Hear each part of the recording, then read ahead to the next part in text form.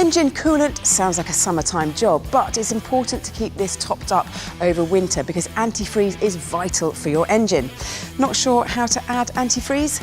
Gina will show us how. So antifreeze is a really important one. It's a pressurised system, so you've got to make sure it's cold when you go to top it up. So basically you're going to check on the side here, there's a minimum and maximum level. It wants to be somewhere in the middle. This one I've checked is a bit low, so I'm going to give it a little top up.